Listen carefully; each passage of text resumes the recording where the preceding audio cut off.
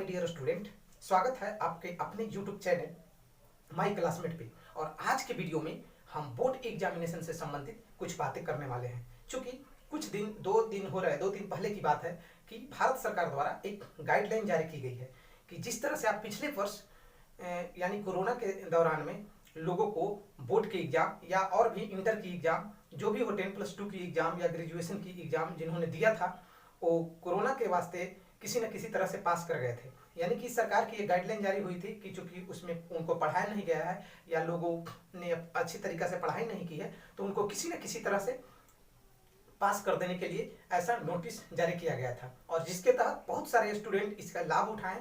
जो लड़का नहीं भी पढ़ने वाले थे उन्होंने भी पास कर गया, और जो पढ़ने वाले थे उनकी भी नंबर एक एवरेज कर दी गई, एवरेज मार्क्स आ गई है। तो इसके लिए बहुत सारे स्टूडेंटों के बीच मतभेद भी है कि हमने इतना पढ़ाई की और मेरा नंबर एवरेज में आ गया, और उन लड़कों को खुशी हुई जिन्होंने पढ़ाई तो नहीं किया लेकिन वो पास कर गए और एक मार्कशीट तैयार कर ली है। लेकिन इस वर्ष से ऐसा नहीं होने वाला है, बहुत सारे चेंजिंग हुई है। तो हो सकता है कि आपको 10th के एग्जाम, बोर्ड की एग्जाम पास करने में मुश्किलों का सामना करना पड़ सकता है। तो आज के वीडियो में हम वही डिस्कस करेंगे कि आखिर आप कम पढ़ने वाले विद्यार्थी हैं, ठीक है, आपको नॉलेज ज़्यादा नहीं है और एग्जाम पास करना चाहते हैं तो आप किस तरीका से एग्जाम पास कर सकते हैं। ठीक है, एग्जाम पास करने का तरीका हम बताने वाले हैं कि आप कम समय में, अभी भी कम समय बचा हुआ है और चूंकि 2-4 महीने बाद जो है वो बोर्ड की एग्जाम होने वाली हो, वो सीबीएसई की हो या बिहार बोर्ड की हो या स्टेट लेवल की किसी भी बोर्ड की एग्जाम हो, वो होगी। लेकिन पिछले साल की तरह इस बार नहीं होगी। इस बार थोड़ा एग्जाम में ढिलाई नहीं होगा उतना, थोड़ा मतलब उसको बोले तो स्ट्रिक्टली एग्जाम ली जाएगी। लेकिन डरने की कोई बात नहीं है।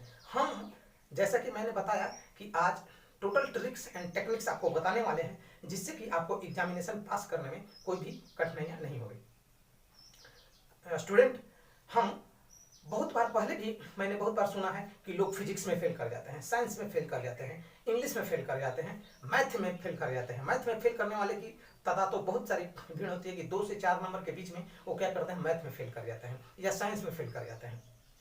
तो आज का जो आप ट्रिक एंड टेक्निक्स जो देखिएगा, यदि उसको आप फॉलो किए तो आप बोर्ड एग्जाम आसानी से पास कर सकते हैं, फेल नहीं कर सकते हैं। जितना भी मतलब गधा से गधा बोले तो स्टूडेंट होंगे जो पढ़ाई नहीं करते होंगे, कहीं पे काम करते होंगे लेकिन बोर्ड के एग्जामिनेशन के फॉर्म डाल देते हैं तो वो भी पास कर सकते हैं। फेल करने की संभावना 99% कम हो जाएगी यदि इस रूल को वो फॉलो करे तब।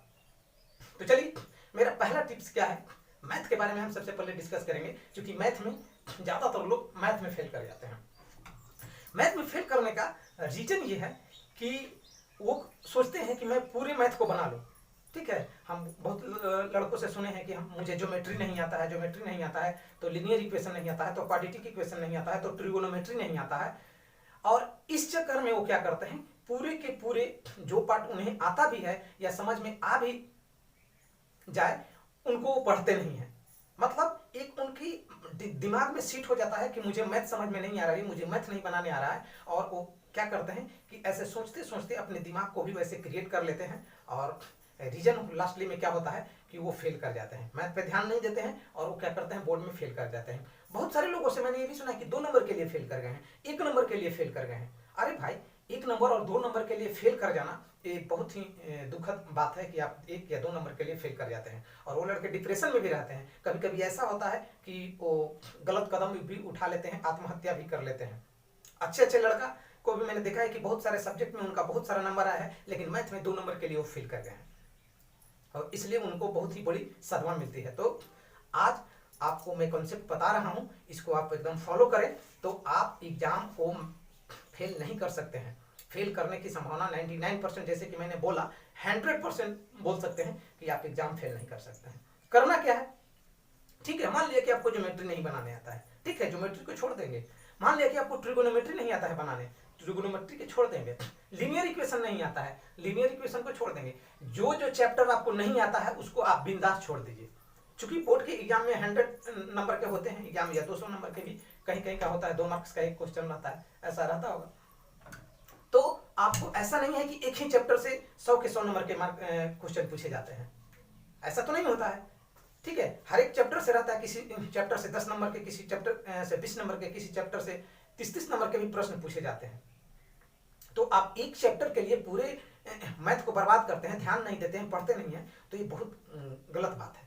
ठीक है, मान लिया कि 2-3 चैप्टर नहीं आ रहा है, जो जो चैप्टर आपको नहीं आ रहा है उसको मत बनाइए, और जो जो चैप्टर आपको आ रहा है उसको एकदम जड़ से खत्म कीजिए। तो क्या मैंने बताया कि जो जो चैप्टर आपको नहीं आ रहा है, 2 या 3 चैप्टर, ऐसा तो नहीं होगा कि आपको पूरे के पूरे चैप्टर समझ में नहीं आएगा, ऐसा नहीं हो सकता है। किसी किसी को प्रॉब्लम रहता है कि ट्रिगो नहीं समझ में आएगा, किसी किसी को प्रॉब्लम रहेगी कि उनको ज्योमेट्री नहीं समझ में आएगा। तो जिनको जो चीज नहीं समझ में आ रहा है उसको छोड़ दें, बाकी के चूंकि 10 चैप्टर होगा, ठीक है, 10 होगा या 12 चैप्टर होगा, तो हो सकता है उसमें 3-4 चैप्टर नहीं आता होगा आपको समझ में, तो 3-4 चैप्टर को आप छोड़ दें, बाकी के जो चैप्टर हैं उसी पे आप प्रैक्टिस कीजिए, उसी को आप बार बार बनाइए। ठीक है, 1 2 3 जो भी चैप्टर है उसको आप बार बार बनाइए, पूरे के पूरे उसको रट जाइए। ठीक है, और आप इस तरह से देखिएगा कि आपको 2 3 4 चैप्टर पे भी कमांड हो गया, तो आप अच्छा खासा नंबर बोर्ड के एग्जाम में ला सकते हैं और एग्जाम को पास कर सकते हैं।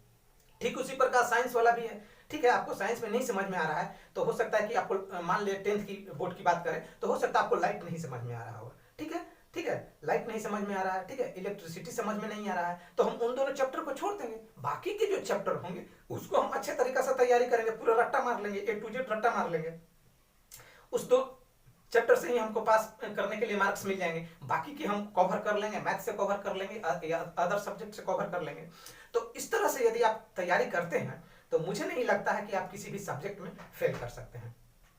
और प्रीवियस ईयर, जो भी प्रीवियस ईयर है, प्रीवियस ईयर से आप तैयारी कीजिए। हो सकता है साल भर आप पढ़ाई नहीं किए होंगे, तो नोट्स आता है, नोट्स वगैरह मार्केट में मिलता है, तो नोट्स को आप ले ले। ठीक है, और खासकर प्रीवियस ईयर के जो जो क्वेश्चन है वो आप ले लीजिए अभी से भी। यदि प्रीवियस ईयर से भी आप अच्छी तरीके से तैयारी करते हैं तो आप फर्स्ट डिवीजन से पास कर सकते हैं, मेरा ये गारंटी है, और मैंने पास करवाया है, ऐसे ऐसे विद्यार्थियों को पास करवाया है जिन्होंने बार बार लगातार फेल कर रहा था, और उन्होंने एक बार में ही ट्रिक एंड टेक्निक्स को अपनाया तो उन्होंने पास कर गया। तो आप भी पास कर सकते हैं, आप इस तरीके को फॉलो करें। ठीक है, और अपने एग्जाम में अच्छे नंबर लाएं और पास करें। तो चलिए, इन्हीं सब शब्दों के साथ मैं अपने वीडियो को यहीं पे समाप्त करता हूं, फिर मिलता हूं नेक्स्ट वीडियो में। यदि आप बोर्ड के एग्जाम की तैयारी करते हैं या किसी भी क्लास में 1 to 10th में पढ़ते हैं, ठीक है, या आपके घर वाले पढ़ते होंगे, तो आपके पास ये वीडियो यदि जाए तो ज़्यादा से ज़्यादा लोगों के बीच में शेयर कर दीजिए और हमारे चैनल को सब्सक्राइब करें। धन्यवाद, टेक केयर।